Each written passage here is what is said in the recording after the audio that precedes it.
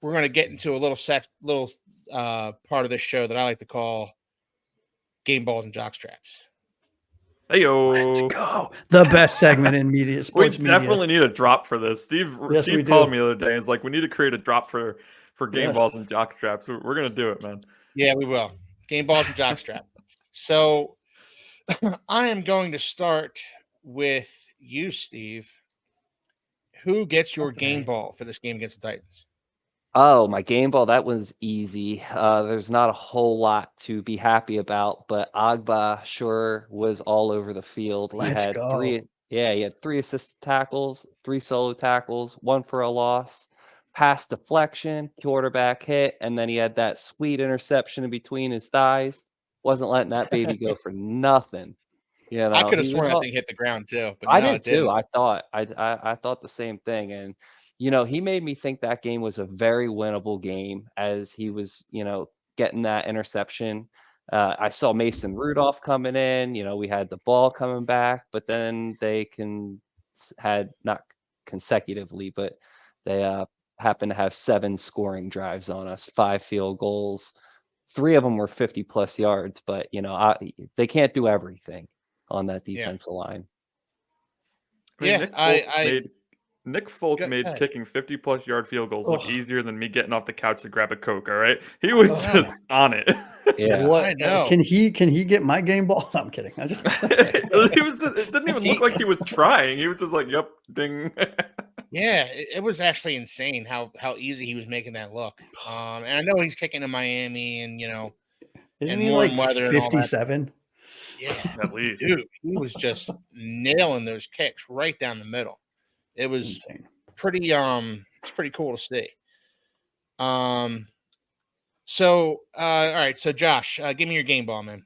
Yeah, I mean, for me, very similar to Steve, this stays on the defensive side, right? I think this player stood out, both on special teams with almost a fully extended blocked punt at the ripe age of, 37 or whatever he is. And just multiple stops in the run game, behind the line of scrimmage, tackles for losses. And so my game ball goes to Mr. Campbell himself. Nice. Go. I love it. And Campbell, Agba, both guys on the defensive line had really great games for us. I mean, I'm going to be honest with you. Campbell's playing so well this season for us that I'm not even exaggerating. I think he might be 30. Do you guys know how old he is? He's 37. Yeah. 37, something like that. Yeah. I'd be okay with a multi-year deal for him. Just lock him up for the rest of his career. I mean, that's how good he is playing. I mean, I'm not, I hear you. trying to live in the I'm moment or hesitant to anything give a like that. 37-year-old a multi-year deal, though. Only got to be 2. Give him a 2. Yeah. Give him a 3-year deal true. that's optional retire, blah, blah, blah, legalese. He might be amenable to it because, as we all know, he went to the U for college, so he's from the area, I believe. He's been hopping around, too, the last few years. I'm sure he wants to stay put. Yeah. Anthony, give me your MVP, man. My game ball, you mean? You're skipping ahead. Your game ball, I'm sorry. Your game ball.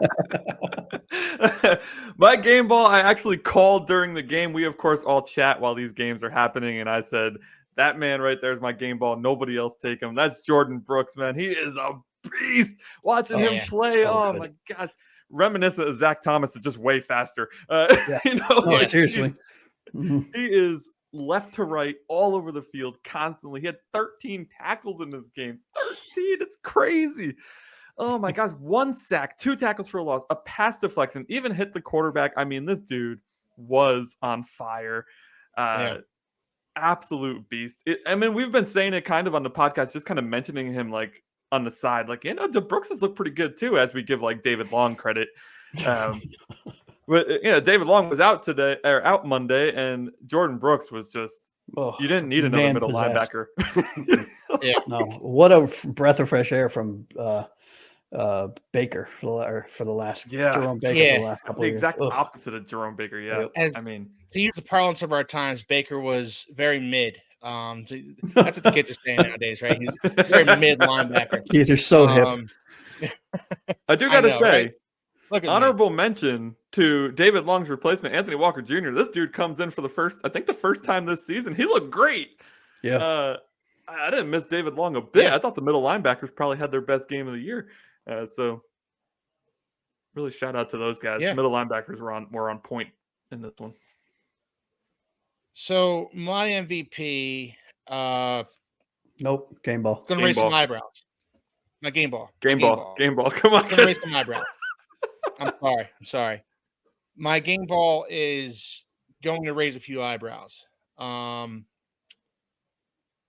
It's going to be on the opposite side of the ball.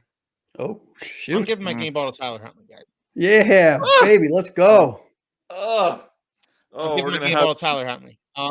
Now look, he didn't have a good game. Let's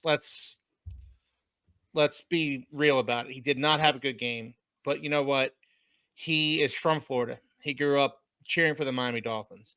He came to the Miami Dolphins 2 weeks ago from the Ravens practice squad, had to learn a new playbook, had to try to develop a rapport with the new receivers, the new running backs, the new coaches.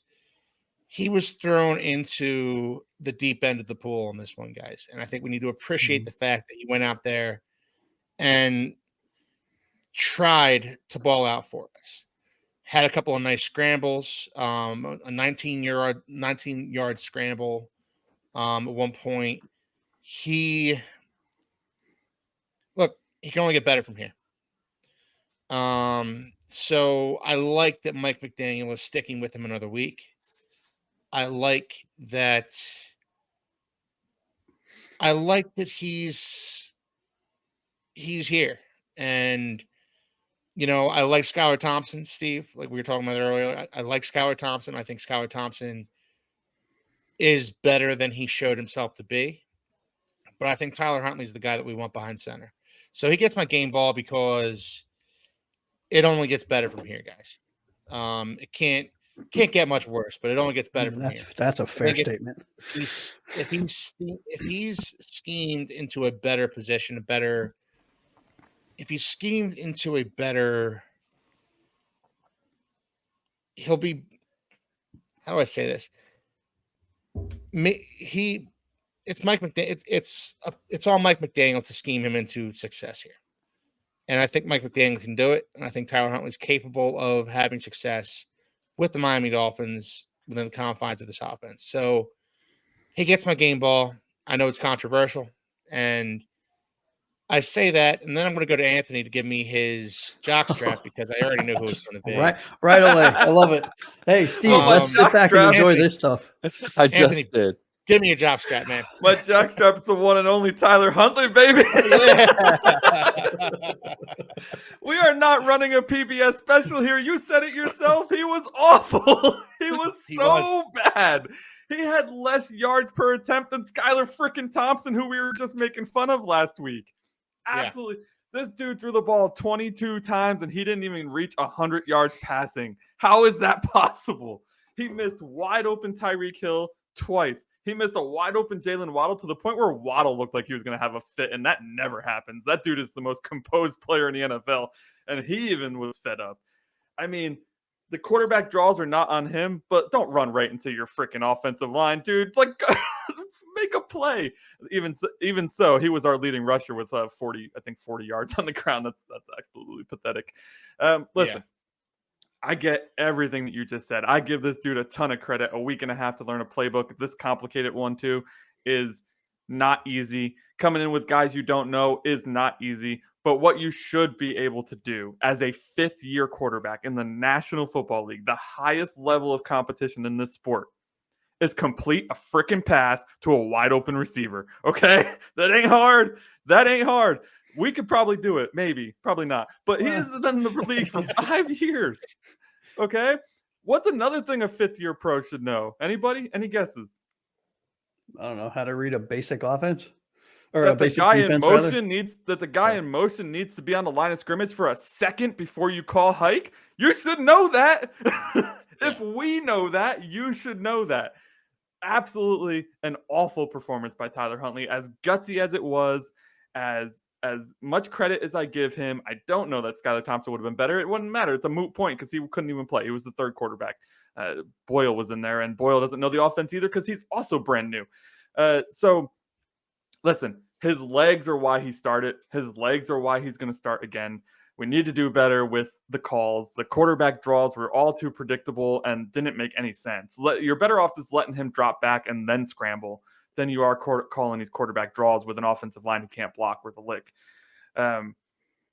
Just all in all, I was not impressed. I do not want to see wide open receivers missed, man. We were I know it's impossible to get a quarterback when you lose your starter. No team in their right mind. Like, no team is trading you a starting offensive lineman. No team is trading you a starting quarterback. That's the reason that teams pay up for backup quarterbacks and things of that nature. And I'll have another point on that, but this isn't the time for that. I wasn't impressed with Huntley. I am happy he's getting another start. But if we're talking jockstrap for this game based on his performance in this game, it was not good. So, Tyler Huntley, congratulations, sir. I will send you this smelly, stinky jockstrap. Anthony, I'm not going to, even though he was my game ball pick, I'm not going to give you any pushback on that because you're not wrong. You're not wrong in anything that you said, but I just. Yep, you know what? That describes the Dolphins season perfectly. I'm just give the man a little rope. Give the man a little rope is all I'm saying. There's no rope. I'm feeling fiery tonight. I got no rope for anybody. Yeah, you're all going down. You have fire on your belly tonight, Anthony. All right. So I'm going to give my jockstrap now. I was gonna go first on the jockstraps, but I had to, it just listen. That's a great show decision right there. That was that was a quarterback decision right there. Yeah. So my jockstrap is Chris Grier. So look, we know. I'm sorry, Keith. Say that one more time. Say it very clear for the people in the back. Louder, yeah. For the people in the back. My jockstrap is Chris Grier. Let's go. Woo! Chris Grier gets my jockstrap this week. This feels like low-hanging fruit. He wasn't actually playing in the game, obviously, but he was the architect of this team. He was the architect of a team that, to Steve's point, is built to win with one person and one person only on the center, and that's a problem. That's a problem because, for one thing, he's injury prone, and I know you can't account for injuries. You can't. Going into a season, you can't just say, okay, well, this guy's obviously going to get injured. You can do that with Teron Armstead, but you can't really do that with Tua. But the fact of the matter is that you should put a roster on the field that can at least win a football game or two should your quarterback go down. I look at the 2017 Eagles. All right. 2017 Eagles lost Carson Wentz. Carson Wentz was in the middle of an MVP caliber season. He went down with the torn ACL against the Los Angeles Rams in about week 12 or week 13, and in steps Nick Foles. Eagles fans, and I live in Philly. I listen to sports talk radio, Philadelphia sports talk radio, almost exclusively. Eagles fans were ready to throw themselves off the Comcast building. They were ready to throw themselves off the Walt Whitman Bridge. Their season was done because Nick Foles sucks and he's no good. The thing is that roster was constructed in such a way that Nick Foles was able to succeed. They had a really good offensive line. They had decent skill position players. They had a good defense in place. They had a structure in place for a backup quarterback to succeed. Chris Grier hasn't done this for the Miami Dolphins. And that's my issue with Chris Grier. Don't tell me the fans are more concerned about the offensive line than we are. Don't condescend to me. Don't patronize me. I have eyes. I know what the offensive line looks like. I know the offensive line is hot garbage. And you need to at least acknowledge that I'm not an idiot here, that I'm not crazy for thinking that the offensive line probably isn't up to snuff. And another reason why Tyler Huntley got my game ball this week was because he was thrown into an impossible situation behind a leaky offensive line, learning a new playbook. I don't know that prime Peyton Manning or Tom Brady succeeds this week. Well, I disagree on that. This week. This I week in heavily this, if we I would happily take Peyton Manning, not even in his prime. Give me him now off the broadcast booth, right? But I will push back on one thing, if I may, on just a single thing. And I know, Keith, you and I have had a bunch of side conversations about Chris Garrett, and I've always taken the other side of the coin, right? Where coaches dictate to Chris Greer what kind of players they need to run their offense. Chris Greer is just buying off the shopping list, right? But I'm not taking that approach here, because you know what? I do agree with you, right? Except for one piece where you can't go into the season something, and I'm paraphrasing what you just said. You can't go into the season thinking that anyone outside of Teron Armstead, mainly Tua was, I think, your point, is going to get injured. I think with Tua's history, you have to go into the season assuming he's going to get injured. Okay. And so you pay heavy. I don't care if you just gave him a $253 million contract. You spend upwards of $10 million for a 1-year backup if you have to, because the assumption has to be you are running a business. This is not, this is a sports franchise, right? This isn't Sunday league fantasy football. This isn't flag football in college. This is a NFL franchise.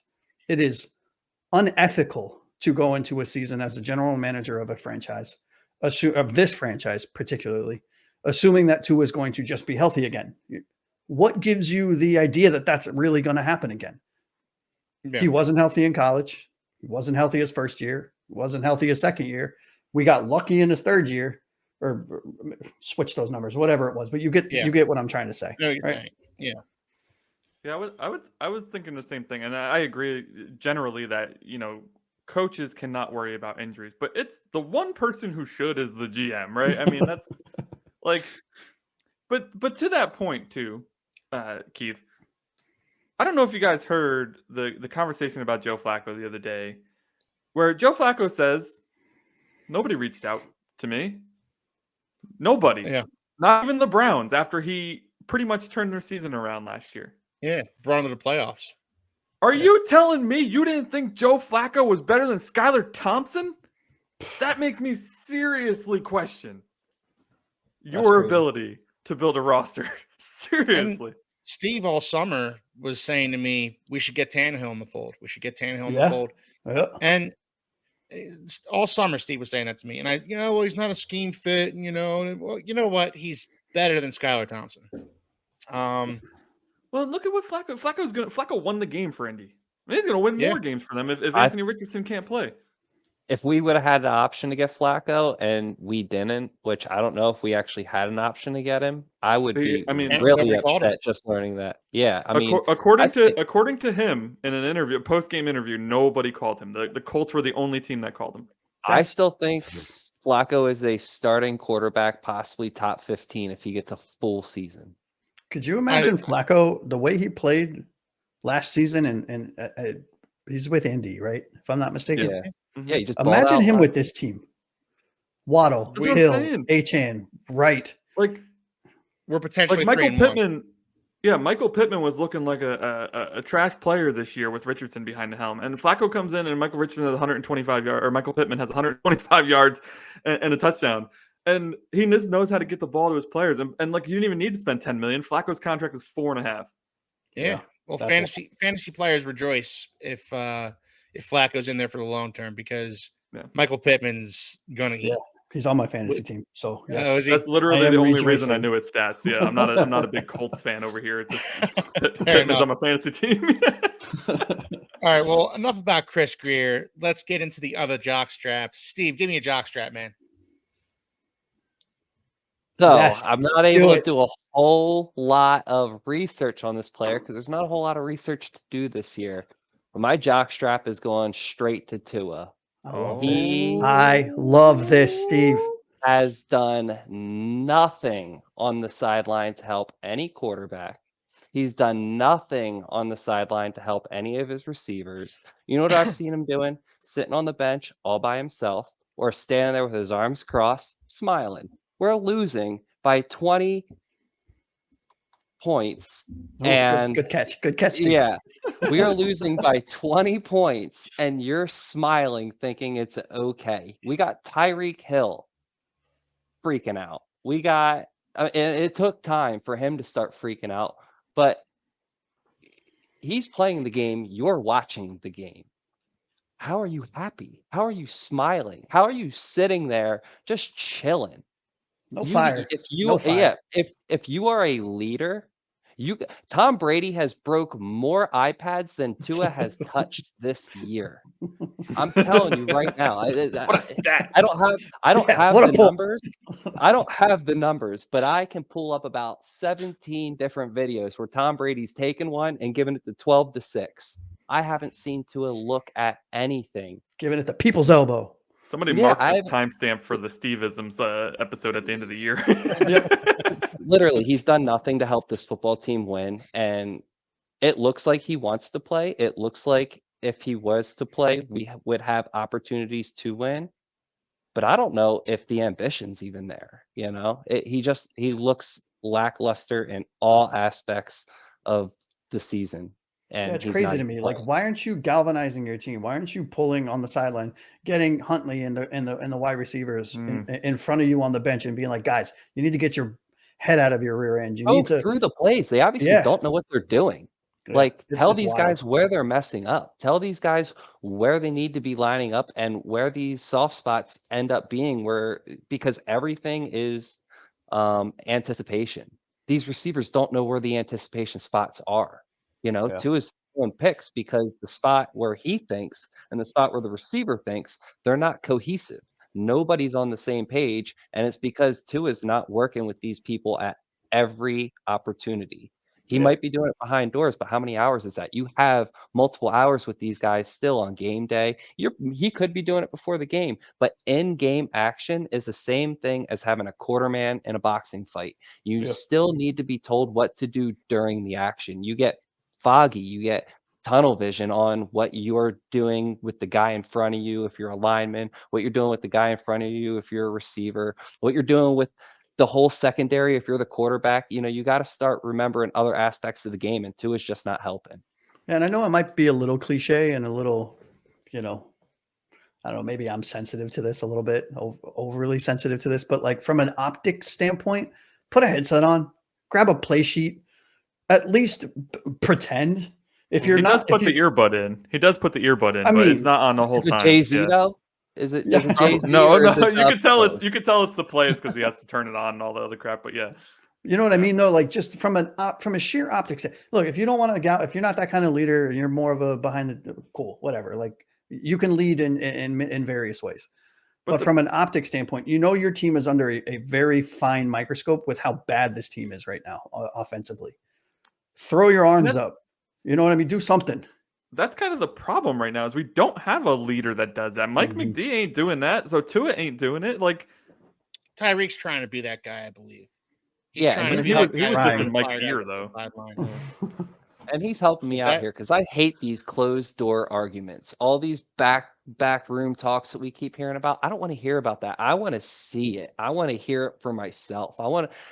The media can tell me anything they want, and 90% of the time, I'm not going to believe it anyway. I need to physically see a leader get in these players. Like grab someone's face mask, pull them in, have a discussion. Yeah. Like, let me see Yes. some fucking fire. Sorry. I'm sorry. Yeah. This is R-rated now. I apologize. This is supposed to be a family-friendly show. That Yes, slipped. we have to tear the whole video down. Oh, my now. Might as well goodness. restart. Earmuffs, guys.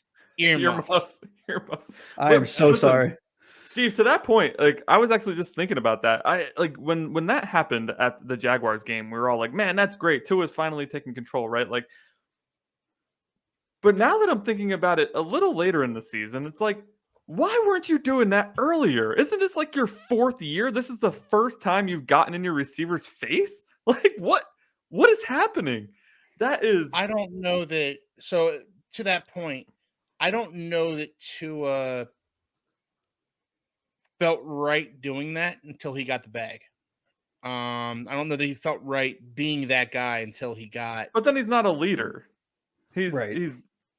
he's a gold digger for a football team. I mean, I think he's more of a, and I understand where Steve's coming from. I understand where all you guys are coming from, but I don't know that Tua is the Peyton Manning, Tom Brady type of get in your face, and he's Then more don't of pay a him.